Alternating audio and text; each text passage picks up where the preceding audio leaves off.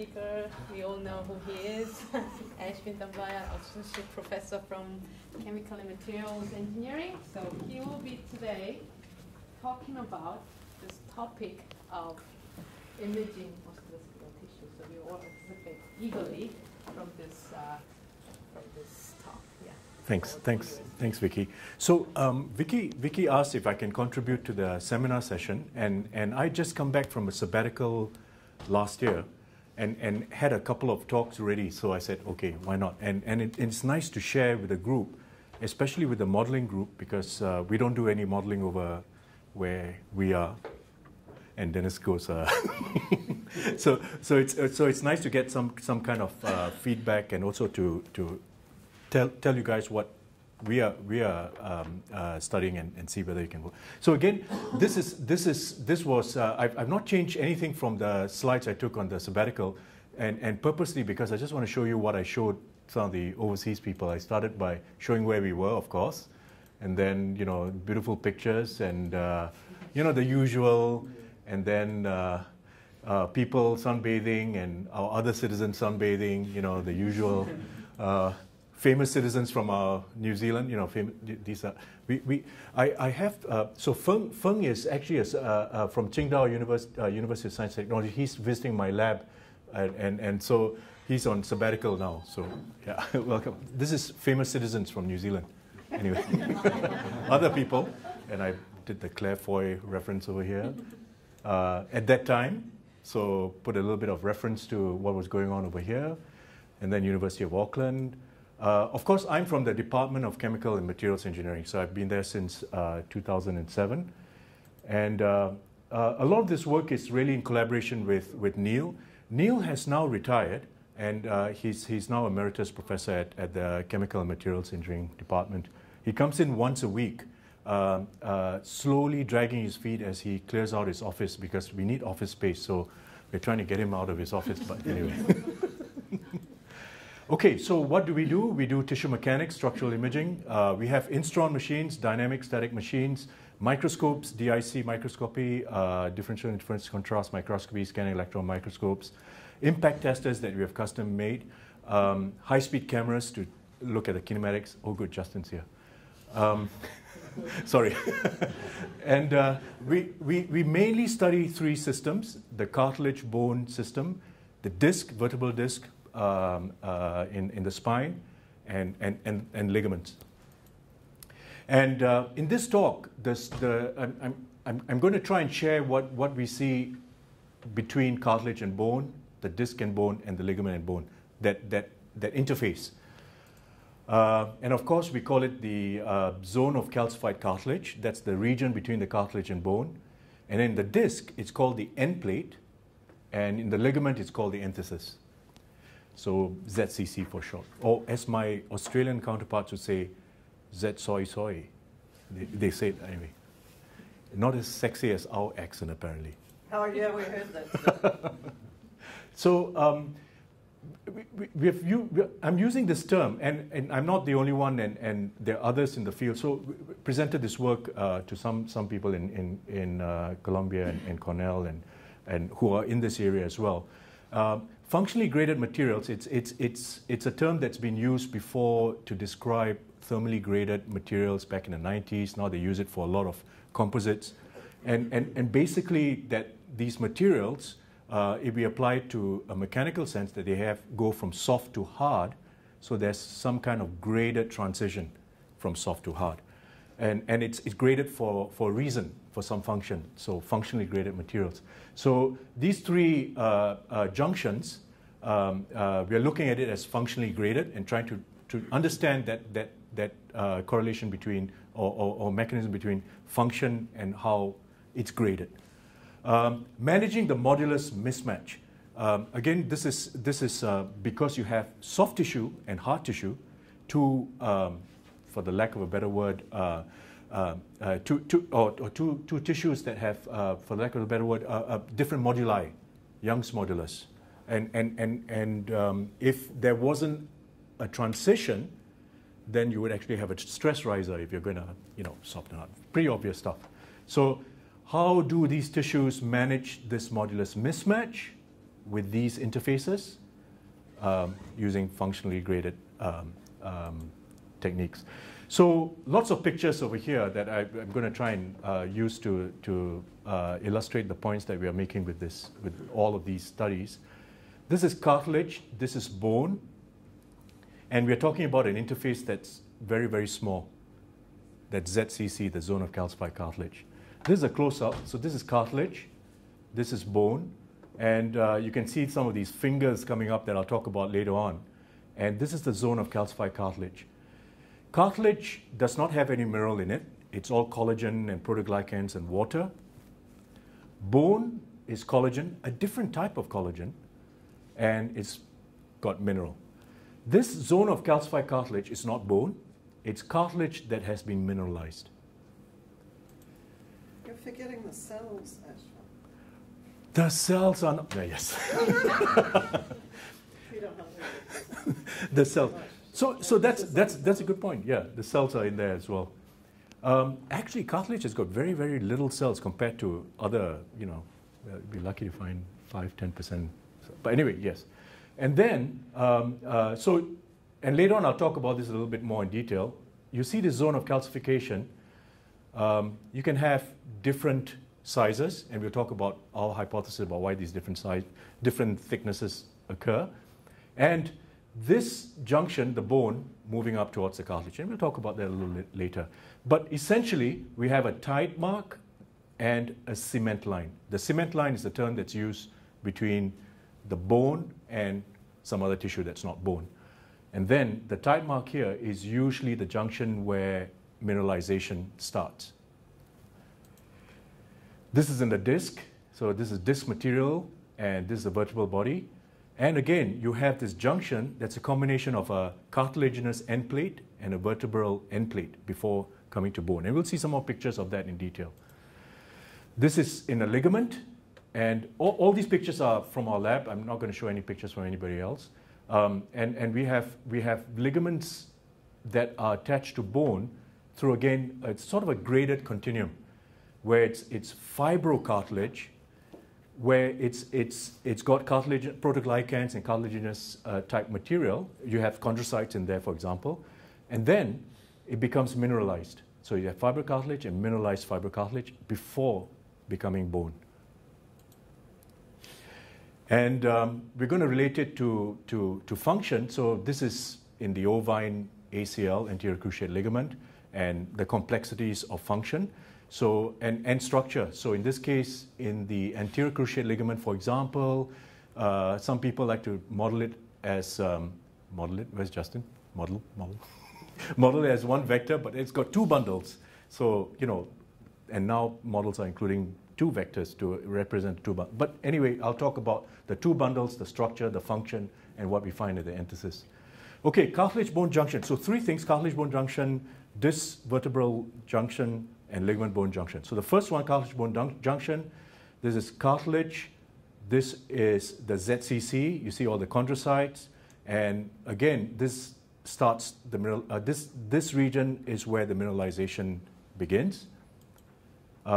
And you can see all these tide marks. These are all mineralization fronts. And this is the bone over here.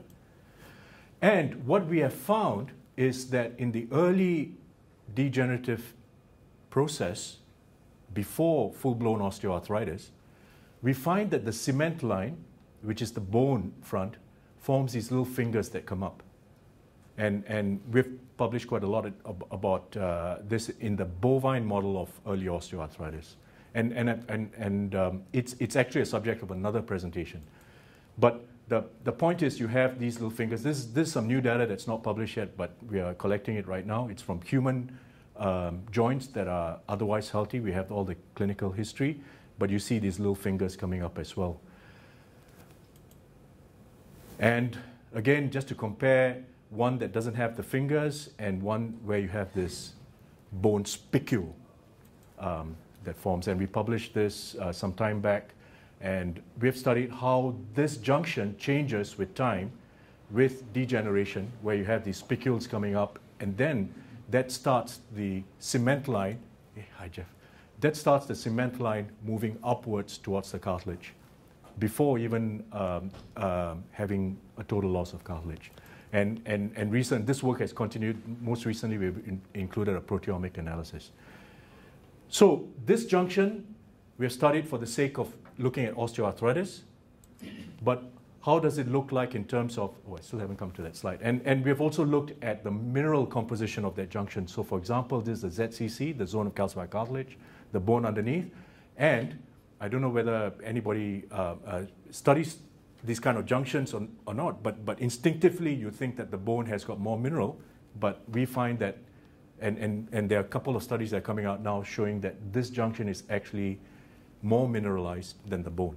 It's got more calcium and phosphate relative to its overall composition compared to bone. So high mineralization. We have done impact studies on this junction to show that in the young and the old, in the young where you don't have this junction, it tends to fail with the bone cracking underneath, this cartilage, this bone, and the older, so you can't say immature and old. You have to use proper terms, young and older. When you whack an older piece of cartilage, a cartilage from an older animal, you actually have breakage at this junction over here. Okay, so I'm not going to focus a little bit on the cartilage bone work that Emily did. I think she was a graduate from this degree. She did a PhD with us. And she did a lot of imaging and mechanical testing of that junction. So this is cartilage on bone. Don't worry about what's going on in here. Basically, we did some mechanical testing and fixed it. But if we, this is a scanning electron microscope image of the specimen. And if we focus on the center of a cross that we make, that's where we're going to zoom into. And that's the junction between the cartilage and the zone of calcified cartilage. So we're going to zoom in.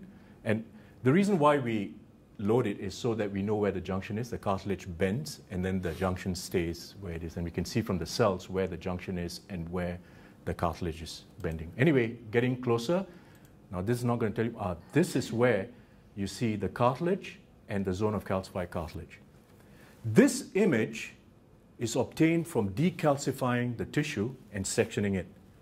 So we've removed all the mineral, and what's left is just the collagen. So the gaps that we see in here, we can reasonably assume is filled with cement, mineral. But we've removed it just to show the collagen. And that's a point that I'm going to bring through as we show the other junctions from the ligament and the vertebral body. So this is the cartilage, this is the ZCC. Yep. Back one, what's that amoeba-like looking thing? I got a feeling someone sneezed or just, yeah, it's probably some kind of contaminant or something. It's not, yeah. Yeah. So this junction here, again, these gaps, these spaces, would have been filled with mineral. And what we're trying to get at is, do the collagen fibrils bind together, or are they sort of pasted on by, or held together by a mineral phase? So this is the cartilage ZCC junction. Now this is one of those fingers over here. And early on, we had already shown that these fingers are actually new bone formation. So again, if we now zero in on this cement line, and you see this gap. So these are where the collagen ends for the zone of calcified cartilage, and this is where the collagen begins for the bone. So again, this gap here, and the gap here would mean that there's a mineral phase. So two phases, collagen, organic, and mineral is the inorganic phase. And then the mechanical testing that was done in this junction over here. So we have an idea that there is some modification in this junction. Now the question is, how does it relate to the mechanics? So in this study, what Emily did was she cut out bits of zone of calcified cartilage with subchondral bone, these long beams, and did a 3-point bending. And then she took those same beams and did micro-hardness testing on the zone of calcification and the bone. and then did nano indentation. So 3 scales of mechanical testing. And to see if we can try to understand how these properties change with degeneration. And there are other results that she's shown with degeneration, etc. But this is the results I want to focus on for this particular talk.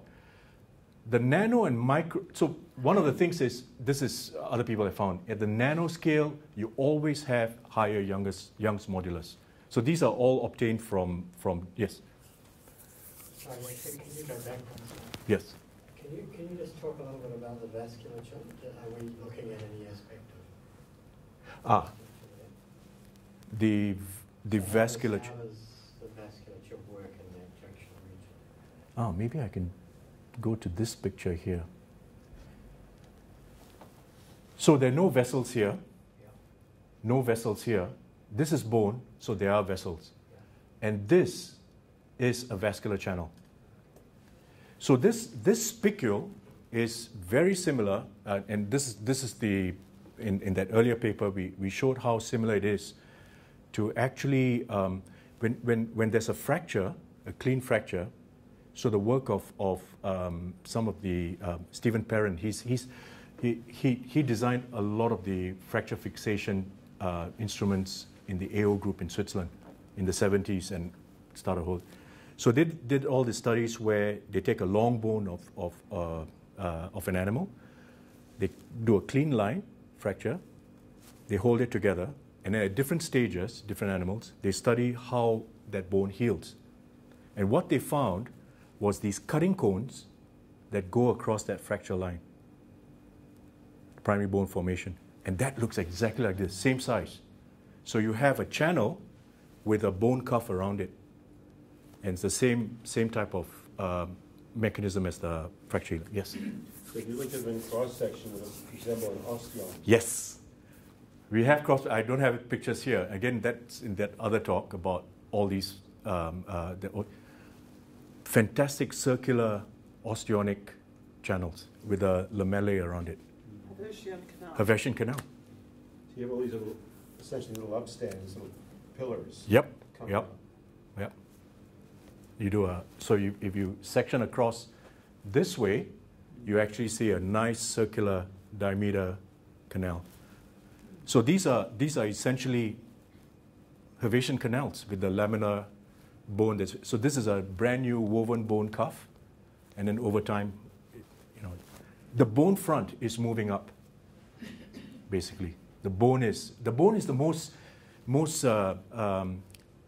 it responds well to stimuli. The cartilage doesn't. The bone cells love it, so they respond to something that's going on over there, and it's trying to shore up. It's trying to protect. Therefore, if they are osteons, then it's always remodeling. Yes, yes, and so another paper that's in preparation right now is where we counted all. So we did a histogram. We counted all these spicules to look at the direction, and you get a nice.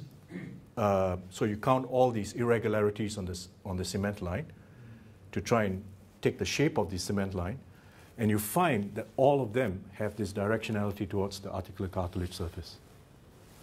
And so there's it's very purposeful. Yeah, it's another. It's in that osteoarthritis presentation, and it's happy to share that with anybody who wants to discuss that. Yes. And the distance between those spicules is what? It's that whole thing is about in the 200 microns. The distance between. We may have some pictures earlier on. So essentially, that's the diffusion distance, is it? For the Oh yeah, I don't know. Yeah, that's a good point.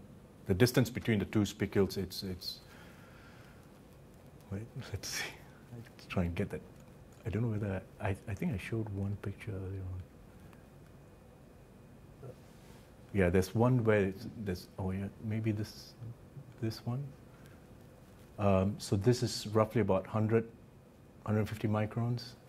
This would be about 60 microns in length. Yeah, I don't know whether that. Yeah.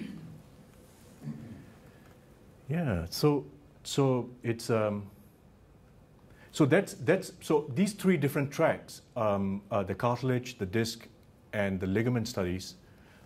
So for the cartilage, we study the osteoarthritis. We've got a whole host of information on why we think osteoarthritis, how it initiates and progresses. And then for the disc work, it's all about herniation. So that's all that is not, it's not in this talk, but it's, and the ligament is all about anterior cruciate ligament design and injury. But coming back to the mechanical properties of that junction, from the nano indentation results, there's roughly a 2 times difference between the subchondral bone, the underlying bone, and the zone of calcified cartilage, and not much of a difference between the micro and nano in terms of these two regions. But at the macro level, using the 3-point bending test, there's this remarkable difference, and it's almost like an order difference between the subchondral bone and the ZCC.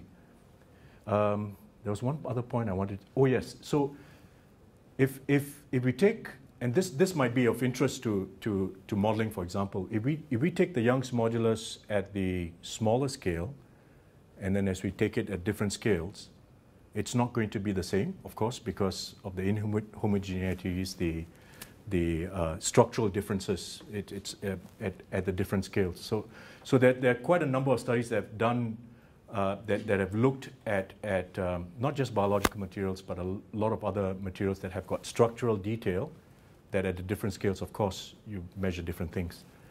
But the point that I want to make here is this difference here sort of bugged us. And of course, it's because of the assumption of the model. In 3-point bending, it's simply, so this is wrong. But in it being wrong, it told us something. So what was the overestimate?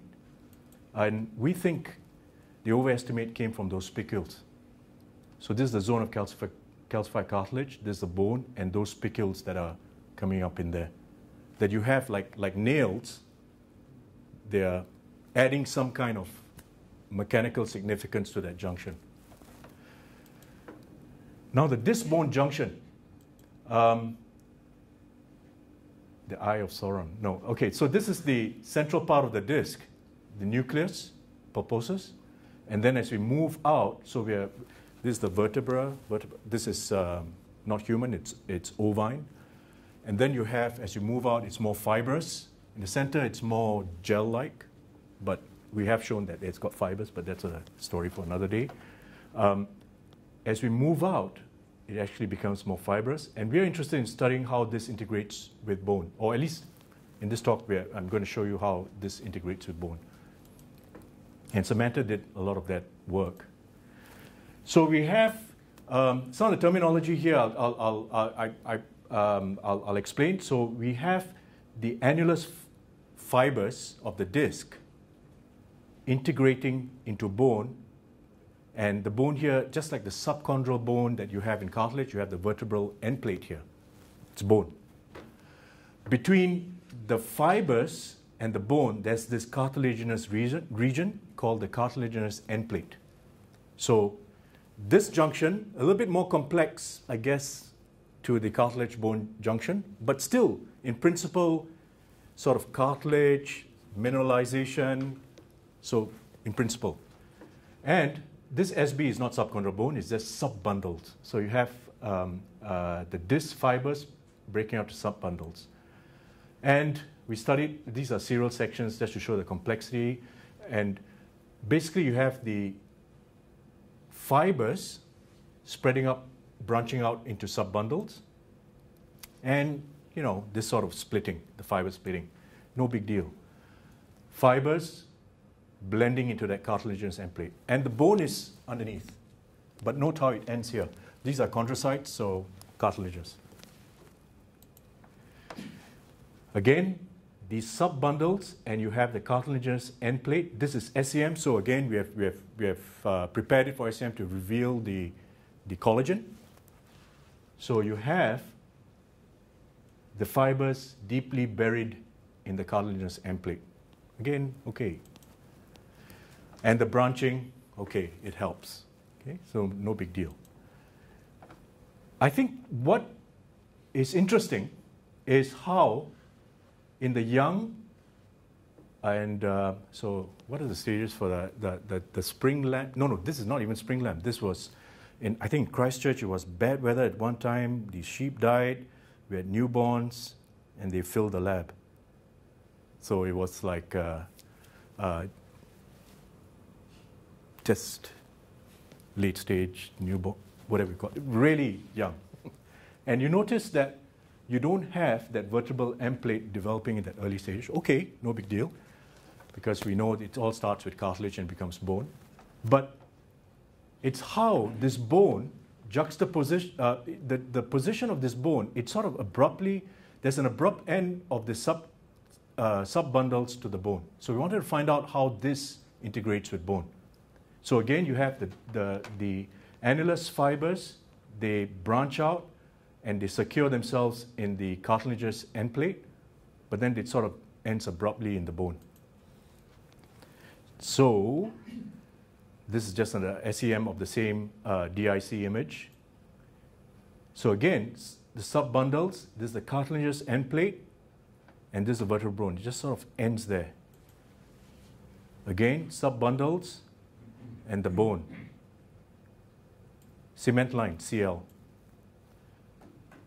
And upon close inspection, you get a few types of morphological insertions. Some are just like pockets, some slightly deeper, but I'll show you some images later on for ligament to show the difference, and you appreciate the difference. So again, this is the collagen, and then this is the bone. Okay? This is the subbundles and the bone around it. So no real entwinement of fibrillar components from the bone and the subbundles. And I say that sort of giving away the what we're going to see in the ligament. Okay, the connection between the soft tissue and the bone can be tested, in terms of whether or not there is a fibrillar connection by doing an experiment like this. You decalcify it and then you pull it. You pull the soft tissue from the bone. So if it's connected to the bone, it will pull the bone out with it. Okay? And we'll see that with the ligament later on. So it doesn't. It detaches at that cement line. Sometimes it includes the bone, and in some regions it does include the bone, and hence the next study, is it the next one? Okay, wait. I'll come to that. So sometimes it does include the bone, so there is a complexity in the spine. At some regions it does attach to the bone, and some regions it doesn't. So when we look at the role of the spinal tissue, it's got torsional, it's got bending, compression, and also the structure of the fibers, they're actually at an oblique angle. So, for example, these tissues, if you stretch them, and then these are actually coming out to us. And then now, so this has been stretched this way, so this is now going to be relaxed in this way. And if you section this way, you'll see that they're all crimped and relaxed. So one side is always, the point here is that these fibers are structurally complex, that it's not axially aligned. Okay, there's some kind of oblique, which could explain why we see different types of attachments at the bone. And here's one where in torsion, it breaks at the calcified cartilage, at the cartilage endplate and disc junction in torsion. So it tears off there. This is the bone here, and that's the endplate, the tide mark junction between the cartilage and the annulus. And then for axial tension, it breaks at the cement line. So slightly different modes of failure. Which is the most relevant type of loading? It would have to be mostly that torsional type loading, simply because of you'll find that having a loading like this is very unnatural. It's too ideal, pure axial tension. So here we have taken a piece of tissue and just pulled it up in tension. And so Zaza embarked on looking at that junction, and she studied how the outer annulus may be different from the inner annulus. So the outer annulus is away from that. If we have some kind of center of rotation or some center about which you have moments, or the outer annulus is further away. And there's more attachment compared to the inner annulus, where you can sort of see that sort of gap. Okay, so again, you have that gap again, which means that the mineral is being. This is another example to show you that abrupt attachment. I'm going to run ahead to the, again, that gap over here, decalcified, so you get that gap. And this is towards that inner annulus. So if you have a spine that's doing a lot of this, the inner part would undergo less tension than the outer part, further away from the center of rotation. So. Ligament bone junction, Alex worked on this quite a bit. And again, just to remind people of the grading here, you have the ligament proper, then you have the fibrocartilage, lots of proteoglycans in there, and then you have mineralized fibrocartilage and then bone. This is the ligament proper, then becoming fibrocartilage, and this is the mineralized fibrocartilage. So again, all the chondrocytes over there. To illustrate or to work on a to look at that function structure relationship, we looked at the anterior cruciate ligament, and if you carefully look at its structure, it's got what they call the posterior lateral ligament and anterior medial bundle. So you can actually break it up into two bundles, and there's a whole lot of literature about how these two bundles are for different functions, and some surgeons are trying to duplicate that, or some surgeons say it's not worth doing that, but that's another matter. So these two bundles, essentially this is the knee joint, ovine again. We're looking from the front, tibial plateau. This is the femur. Femur is bent, flexed, and so this is the most anterior portion, so anterior medial bundle. The PL bundle is closer to the center of the knee. So again, that whole closer to the center and away from the center. So the AM bundle, anterior medial, is in front, and we looked at its structure. This is the anterior medial bundle, really deep insertion into bone. Usual interdigitation, all that, okay, fine. Comparing anterior bundle and PL bundle tended to end more abruptly at the bone, less deep interdigitation. This again, anterior medial bundle, and there's a PL bundle. Again, the PL bundle is closer to that center of the knee. And this is SEM, decalcified so that we can study the collagen. So these deep structures going into bone. And this is what we found. This is the fibrils from the bone. This is the fibrils from the ligament, the anterior medial bundle. And you actually see this interweaving, this entwinement between the two fibril types. PL bundle, on the other hand, ends in a fairly shallow pocket. So again, all this is covered with mineral. So we've taken out that mineral to expose the fibrils. And again, doing that experiment where you decalcify and pull. So calcified and mildly decalcify and you pull, you actually see that when you when it's calcified and you pull, you actually get a failure that doesn't take out the, it fails at the bone. No, it fails at the soft tissue, whereas when you mildly decalcify and pull, you actually break at the bone. So it demonstrates that there's that connection between the bone tissue and the ligament tissue. Okay. So the modulus mismatch, when we talk about the cartilage properties, the disc properties, the ligament properties, and then you have the bone properties, this modulus mismatch, as we try to see the how the structure and this different moduli come together, the other thing to include that we haven't included into consideration here is the viscoelastic effect, high strain rate loading. So a lot of these modulus are actually calculated at low strain rates. And for example, cartilage, less than 1 megapascal Young's modulus. But here you can, let's say if you impact cartilage on bone, not injurious, but fast enough, I think it's like a stiff material, not soft. Similar to bone. Actually, we have done tests where we have got the properties of cartilage at high strain rate and bone. You actually don't find much difference in the coefficient of restitution when you have the thing coming down and going up again. Same sample, bounce, cut off, bounce, cut off. Each layer down to bone, and there's no difference. So the only difference is that the cartilage is protecting the bone from damage, but gives the same mechanical properties at high strain rate. But anyway, that's another topic. So the functional grading and modulus mismatch, these are all the things that we have to probably consider. The composition, quantity, I just put quantity here in terms of the amount of the material or how much the volume of it in terms of age-degenerate disease. It can change. Structure, types of loading, and strain.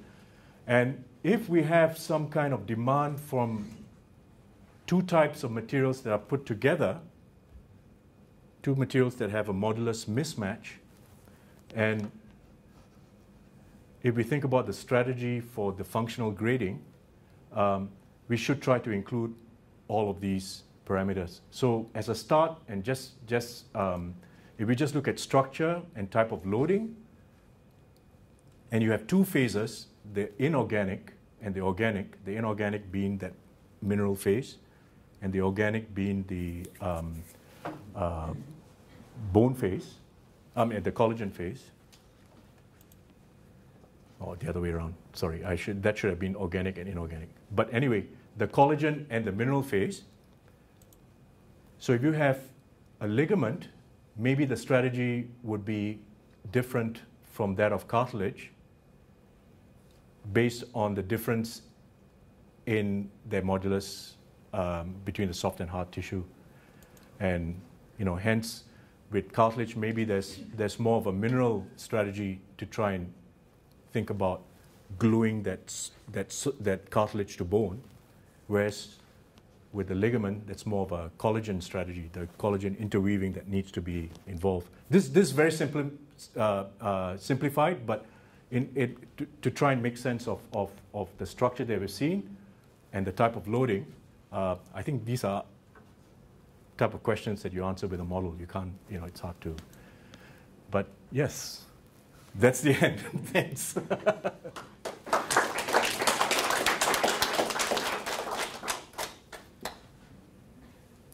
Thank you. Actually, have you looked at the growth plate? Because of course that's cartilaginous, isn't it? Yeah. Then it actually closes up as you grow older and becomes bone everywhere. It'd be interesting to see what the mechanism is by which it closes.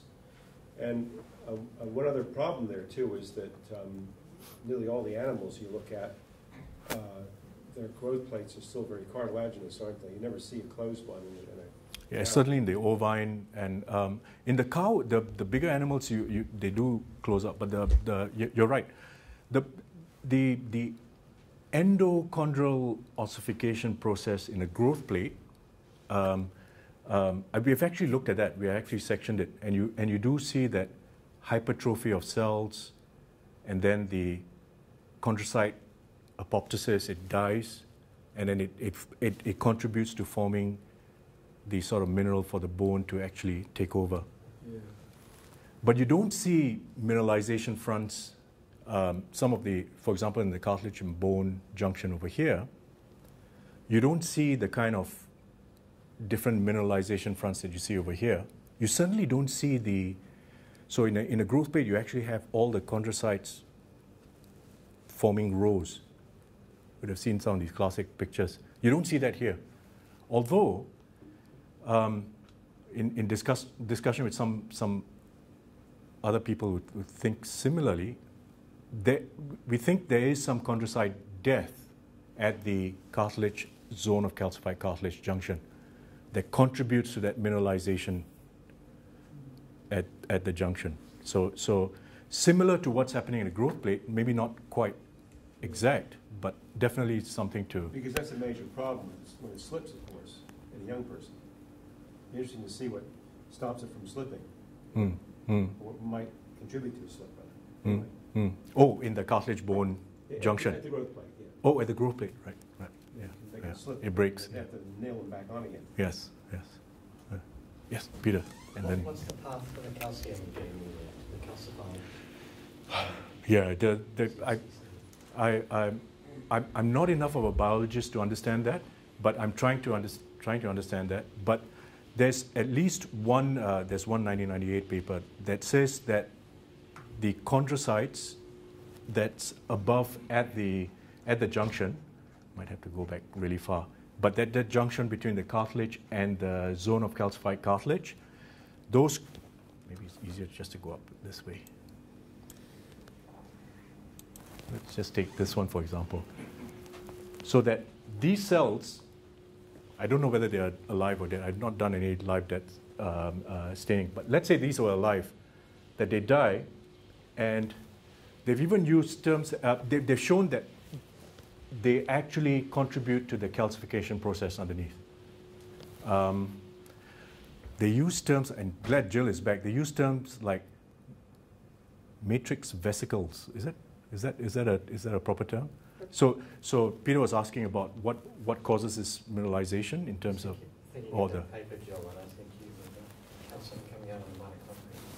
oh Calcium coming out of the mitochondria. Not sure about that. It's certainly vesicles, but not necessarily. Well, I can't answer that. So the how this becomes mineralized is something that is quite They're called interesting. chondroblasts. They start actually acting like osteoblasts and laying down mineral.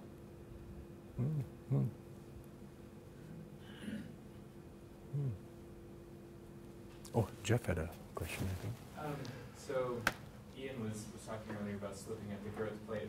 I'm wondering if slipping, or I guess delamination between the subchondral bone and the zone of calcified cartilage, if that's something that you see, because it just seems like the structure of having subchondral bone, then a layer of mineral, then a layer of calcified cartilage would be, I guess, non-ideal for preventing kind of slipping or delamination compared to one where you'd have, say, those tendrils that interdigitate. Yeah, the in young so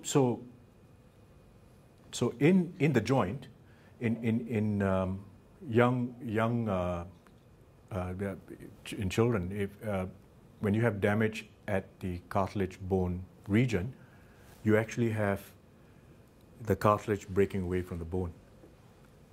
Whereas in adults, it's you either destroy the joint, the bone breaks or the cartilage breaks, but you have, so in the young, you actually have that nice removal of the cartilage bone, and I don't know whether that answers your question, but... So would it be mineral then that fills in that gap? So you increase that distance, right? You increase that gap, and would minerals then fill it in? Yeah, it's so if we look at that picture that has got a nice reference point for us, yeah, this one. So you find that the zone of calcified cartilage is only developed much later. So we've even seen in cartilage in the deep zone, in the younger tissue compared to the older one, it's very different. For those who study cartilage, you know that it's got a tangential layer on the surface, and so all the fibrils go into this sort of trampoline, and then it becomes radial and integrates into bone. So we've now got the data, and there's a PhD student working on that, looking at the cartilage in the deep zone of young versus old, and you actually find that in the younger animal, there's another thick layer of fibrils that is not present in the older animal, But in the older animal, you have a zone of calcified cartilage that is very developed. And in the younger animal, you don't have that zone of calcified cartilage that's developed. So cartilage in the younger animal, what we are proposing, the deep zone cartilage it's thick and energy dissipating. It's got a function. As you grow older, that is no longer there. But instead, you have a zone of calcified cartilage. And at the same time, the damage mechanism in the younger, you actually have this cartilage block coming off.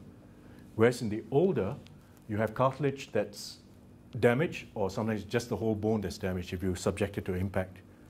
But here you can actually, so done experiments where you can actually push the cartilage off, and it comes off as a whole chunk if you hold on to the bone. In the younger. In the younger. Yeah. I think Justin, and then Ian, and then Dennis. Is that very really? So you noted that before osteoarthritis, you have these aversion-like canals, like cortical aversion canals growing up, vessels in them, and you're saying they look like these cutting cones occurring. Do you also perhaps see some of them not going up, but also going perpendicular? Because in cortical bone, you also get these Volkmann's canals. Yes. So the again that study where we have counted basically about 3,000 different shapes. Yeah. So if we assume the cement line to be straight, which is not, and then just characterize the shapes, most of them fall within that pointing up, but there are some that go in other directions. So yes, you're right. Oh, yeah. Would it be more beneficial in the younger person for metabolites to get across because there's no calcified cartilage there, so you've got like an easier road for the chondrocytes to get nutrition? Mm. Yeah, Say that again? Well, I'm just thinking that like the chondrocytes are sitting in there in their chondrons, right? And they've got this in the young animal. There's no boundary of calcified cartilage there. Mm. So it becomes easier for stuff to get from the, you got all this vascularization down here in the bone. It's easier for stuff to get through into the cartilage because there's no wall there of calcified cartilage. I don't, But yeah. there's no diffusion of calcium through the I mean, there is no vascularization in the cartilage. Yeah, but I'm just thinking that the chondrocytes are sitting in there, and they need some, what do you call it again, some nutrients. And so without the calcified zone there for the younger person, there's a road for getting nutrients through to the chondrocytes because there's no wall there of calcified cartilage. So just trying to turn your question around a little bit. What's the benefit of having this? I'm just thinking there's no benefit. Okay, so if you ask me which injury I would prefer, well, let's take a poll. So this is bone, this is cartilage. This doesn't have that developed zone of calcification. This is cartilage, this is bone, both subject to impact energy and two different types of fractures. Which do you think is worse? I'll say this one. Your bone is done, the joint. Whereas this, your bone is protected. I don't have the answer. That's not. Maybe that's not the answer. But I'm just saying that. Yeah. And I'm wondering what is the process or the triggers like for the calcification to actually occur? Is it in response to something? Is it in response to movement and potential jarring and stuff like that, or is there some other mechanism? Again, why it forms this calcific? That's the question we're trying to. Why do these specific changes occur? Not just for this joint, but for the other systems as well. And it's related to function in some way, we think. But the exact answer, it's hard to without speculating. Yes. Thanks So. for a wonderful No problem. You were so glued to it. It's unbelievable. You know, endochondral ossification has a part to play here. The natural process of development of a long bone is calcification. This is just the end stage of that, where it approaches the joint. And the only thing stopping this from continuing is pressure within the joint. We know this if you fuse a joint and immobilize the joint. Spicule, you know, the spicule you see, which protects within the blood vessels, will invade and bone will continue to grow. So I think it's just a natural aging process, and in my opinion, that's kind of how I see it. So what you're saying is aligns a lot to what we are thinking about at this stage.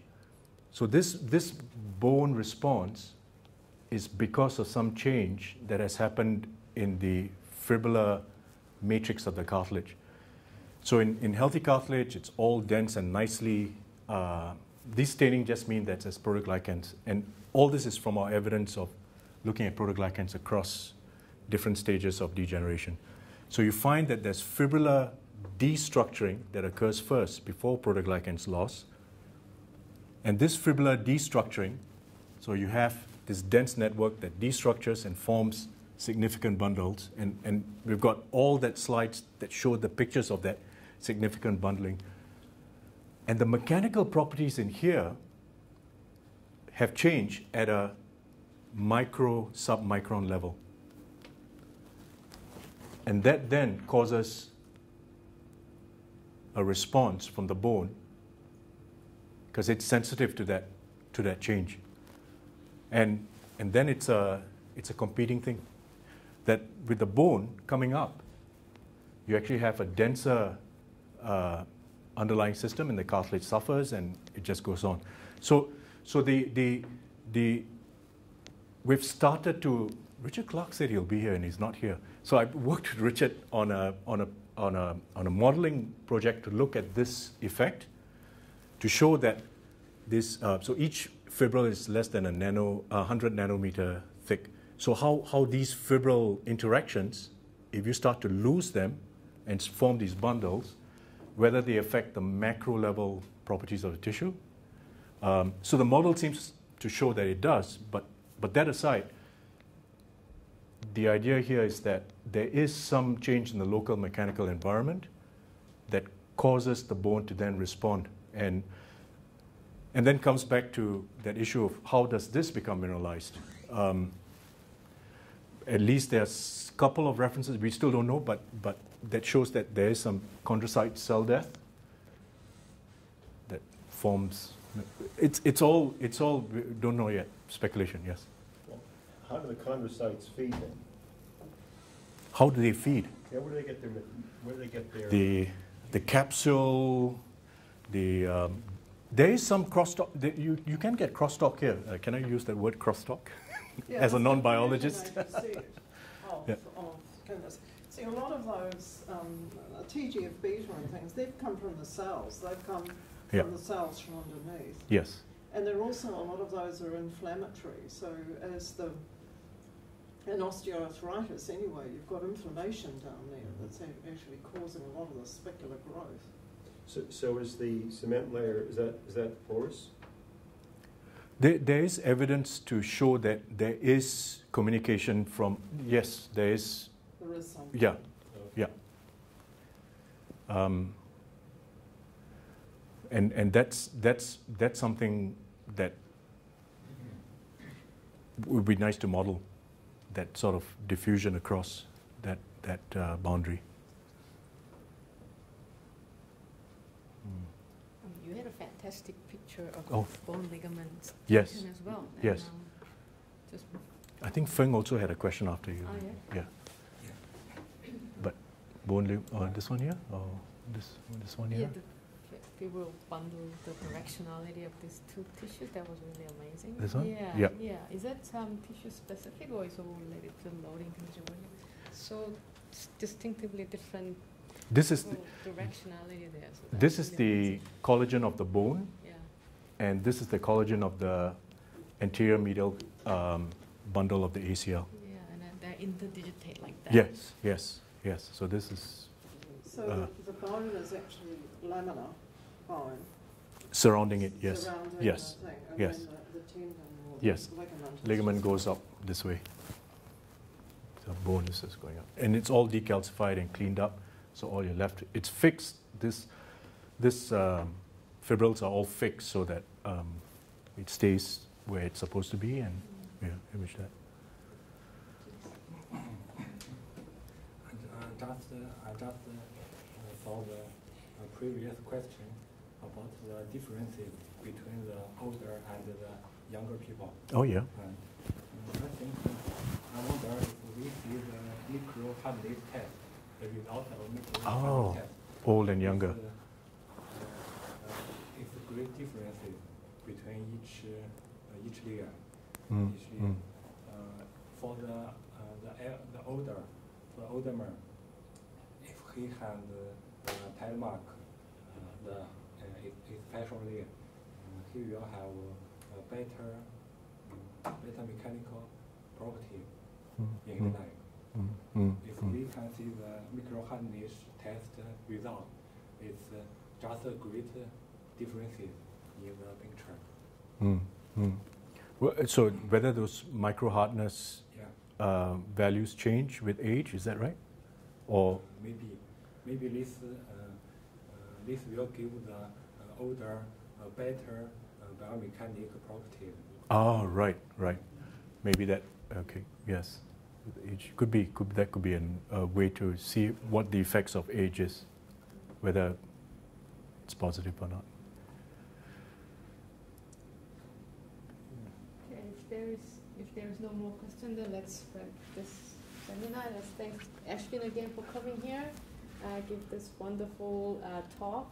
Whenever I listen to Ashwin's talk, it feels like I've just been to an art gallery, not a scientific seminar. So it was really amazing. Thank you again. Thank you. Sure.